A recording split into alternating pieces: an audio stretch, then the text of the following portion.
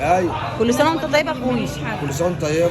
جبت لي حلبسه. قلت لك حلبسه عشان في رمضان مفيش حلبسه. تصدق فين المعلقه الكبيره بقى؟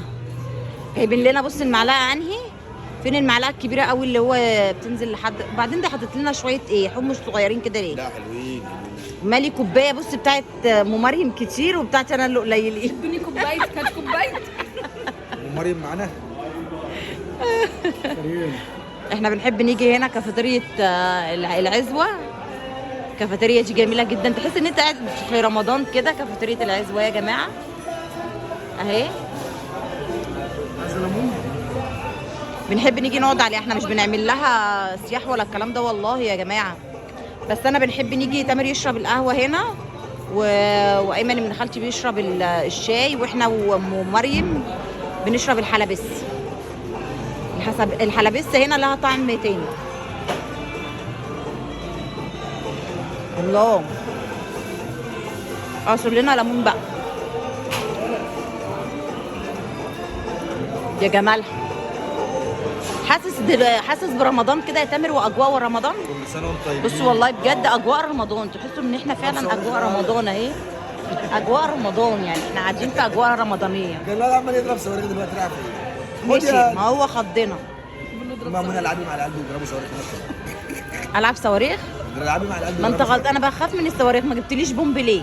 بومبي هو بقى في زمن بالبومب دلوقتي. ايوه في بومب. خلاص يا ايمن مش قوي. الزمن اتحدث. سامعين اغاني رمضان اهو. اهلا رمضان. احنا لسه مش في رمضان. كل سنه وانتم طيبين. فاضل لنا 15 يوم ودخلت رمضان تكون دخلت خير علينا وعلى الامه الاسلاميه يا رب العالمين. يا رب يجعله شهر مفترج علينا وعلى الناس كلها يا رب العالمين بحق جاي النبي. اللحمه هترخص في رمضان هتاكلوا لحمه. ده انت قلت كده.